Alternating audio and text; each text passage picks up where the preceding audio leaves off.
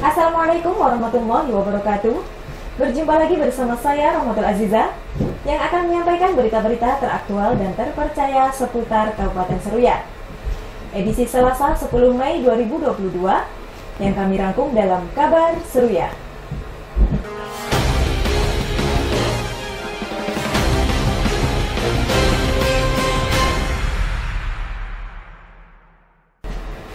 Kalangan Dewan Perwakilan Rakyat Daerah Kabupaten Seruyan menghimbau kepada seluruh aparatur sipil negara di wilayah setempat agar kembali aktif masuk bekerja dengan tepat waktu dan tidak menambah waktu libur.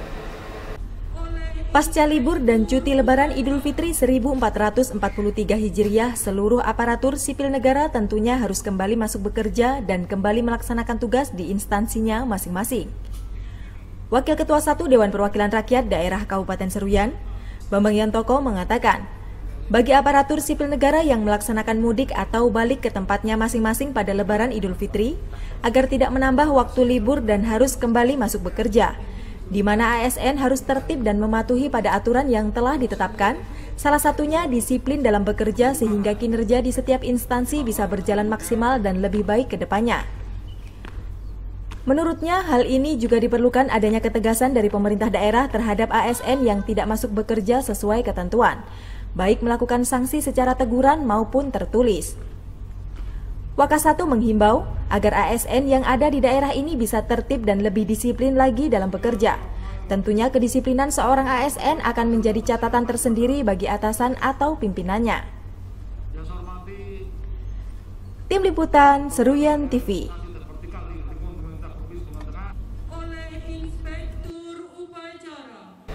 Bupati Seruyan Yul Haidir akan melakukan kunjungan kerja ke 3 kota besar dalam rangka melakukan pengecekan keberadaan asrama yang layak untuk disewa sebagai tempat tinggal asrama mahasiswa setempat. Kunjungan kerja ke 3 kota besar yang akan dilakukan diantaranya Yogyakarta, Malang, dan Banjarmasin, di mana 3 kota besar tersebut menjadi mayoritas mahasiswa Seruyan untuk melanjutkan pendidikan. Bupati Seruyan Yul Haidir mengatakan, kunjungan dilakukan dalam rangka mencari lokasi yang sesuai untuk sewa asrama mahasiswa nantinya, mengingat asrama sangat diperlukan untuk tempat tinggal mahasiswa dan sebagai lambang dari suatu daerah, untuk menunjukkan kepada seluruh masyarakat bahwa di kota besar juga ada asrama bagi mahasiswa Seruyan. Tentunya hal tersebut juga menjadi kebanggaan tersendiri dan sekaligus sebagai simbol daerah. Menurutnya, untuk pengurus dari asrama tersebut nantinya akan diganti setiap tahunnya. Bagi mahasiswa yang tinggal di asrama juga bergiliran setiap tahunnya. Hal tersebut sebagai upaya pemerataan dan menciptakan asas keadilan bagi mahasiswa. Saya akan melakukan kunjungan ke Jogja, Malang, Banjarmasin, dan juga tiga kota ini akan saya kunjungi. Saya mau mengecek rencana untuk asrama mahasiswa kita yang kuliah di Jogja, Malang, dan Banjarmasin. Yang banyak kan di 3 kota ini.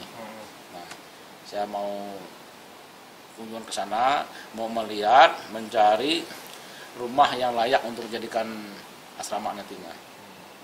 Nah, bagaimanapun asrama itu perlu. Kenapa? Itu lambang Kabupaten Seruyan, lambang daerah di tempat lain. Bahwa nih di Jogja nih ada juga mes Seruyan. Nanti ditulisnya di situ, mes mahasiswa Seruyan. Nah, itu adalah kebanggaan juga.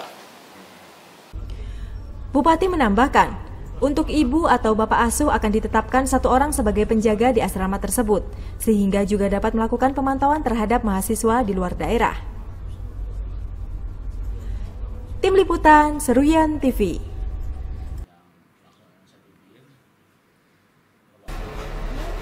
Sekolah yang ada di Kabupaten Seruyan kembali melaksanakan pembelajaran tatap muka usai libur dan cuti Lebaran. Legislator menghimbau agar pihak sekolah tetap memperhatikan protokol kesehatan saat proses pembelajaran berlangsung. Selesainya libur dan cuti bersama Lebaran, seluruh aktivitas kembali dilaksanakan seperti biasanya. Salah satunya proses pembelajaran tatap muka di setiap sekolah yang kembali aktif dilaksanakan, baik di tingkat sekolah dasar hingga tingkat sekolah menengah atas.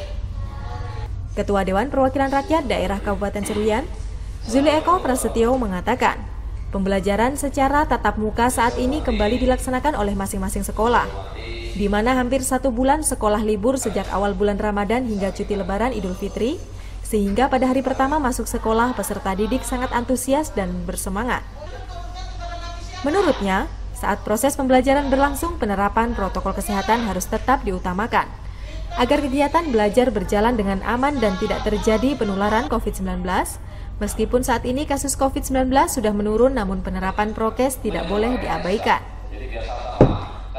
Politisi Demokrasi Indonesia Perjuangan tersebut menambahkan, para tenaga pendidik atau guru sangat berperan penting untuk mengingatkan para siswa, agar penerapan protokol kesehatan selalu dikedepankan baik saat pembelajaran maupun saat jam istirahat. Tim Liputan Seruyan TV. Sebagai upaya untuk bersama-sama menjaga kebersihan lingkungan, kalangan Dewan Perwakilan Rakyat Daerah Kabupaten Seruyan menghimbau agar masyarakat atau wisatawan yang berkunjung ke pantai Sungai Bakau tidak membuang sampah sembarangan. Masyarakat di Kabupaten Seruyan, khususnya Kota Kuala Pembuang dan sekitarnya, sering berlibur ke pantai Sungai Bakau untuk mengisi waktu libur bersama keluarga dan menikmati indahnya pemandangan di pantai tersebut. Ketua Dewan Perwakilan Rakyat Daerah Kabupaten Seruyan, Zuleeko Prasetyo mengatakan, pihaknya mengingatkan kepada seluruh pengunjung agar tidak membuang sampah sembarangan saat berlibur ke pantai Sungai Bakau. Kebersihan lingkungan harus dijaga bersama-sama dengan cara membuang sampah pada tempatnya, di mana pihak pengelola telah menyediakan tempat sampah pada sejumlah titik pantai. Menurutnya, kesadaran pengunjung sangat diperlukan untuk tidak membuang sampah sembarangan, terutama sampah plastik yang sulit terurai oleh tanah dan membuat lingkungan menjadi kotor. Tentunya apabila kebersihan tidak diperhatikan akan berdampak terhadap jumlah pengunjung yang akan berkurang. Ketua DPRD menambahkan, pihak pengelola juga dapat menerapkan sanksi atau denda kepada pengunjung yang membuang sampah sembarangan. Hal tersebut dilakukan agar lingkungan sekitar pantai menjadi bersih dan memberikan efek jera kepada para pengunjung tidak mentaati aturan. Tim Liputan Seruyan TV. Masyarakat Kabupaten Seruyan, terutama yang tinggal di daerah aliran sungai, banyak yang tergolong tidak mampu, sehingga perlu pemeriksaan kesehatan secara gratis dari pemerintah daerah.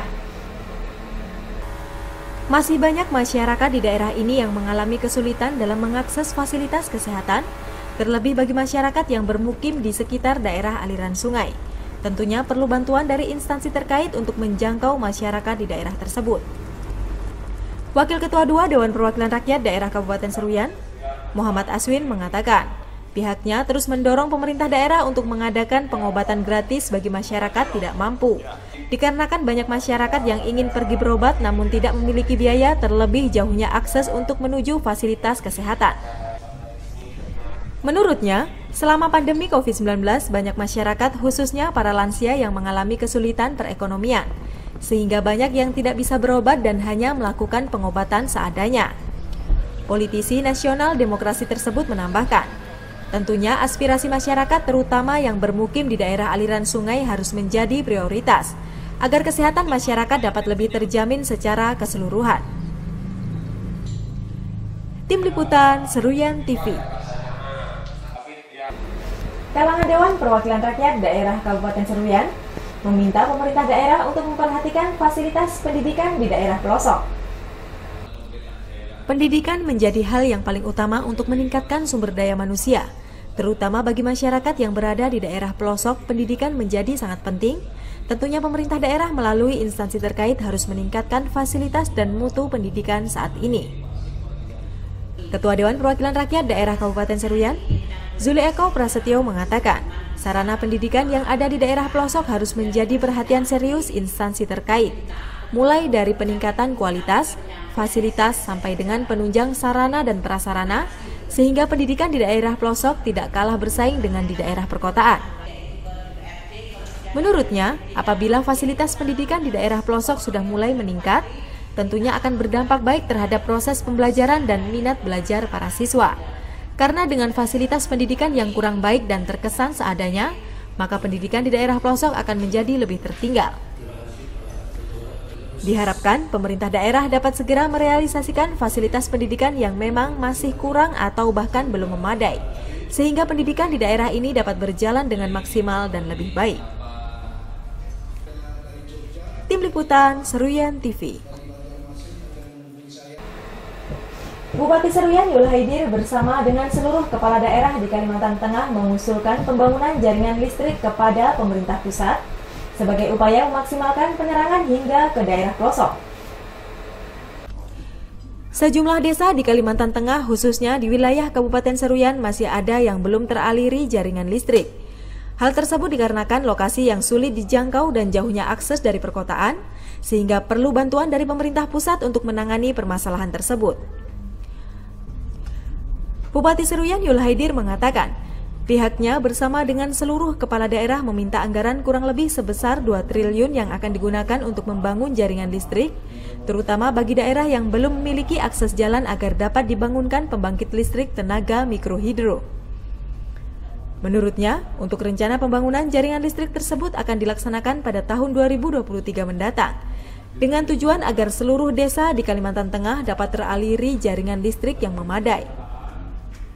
Kami menyepakati Bapak Bupati dan juga DPR RI Komisi 5 dengan Dirjen Kelistrikan, kami mengusulkan agar pemerintah pusat mengalokasikan 2 triliun lebih untuk pembangunan jaringan listrik di Kalimantan. Karena saya sampaikan, bagi yang tidak ada akses jalan, belum ada akses jalan, maka bisa dibangunkan PLTS, ataupun juga dibangunkan PLTMH, tenaga mikrohidro itu. Itu sudah kami sampaikan. Pemberdayaan ekonomi rakyat di sekitar. Diharapkan usulan pembangunan jaringan listrik yang diajukan tersebut dapat segera terrealisasi, sehingga daerah atau desa-desa yang hingga saat ini belum adanya jaringan listrik dapat menikmati manfaatnya. Tim Liputan Seruyan TV.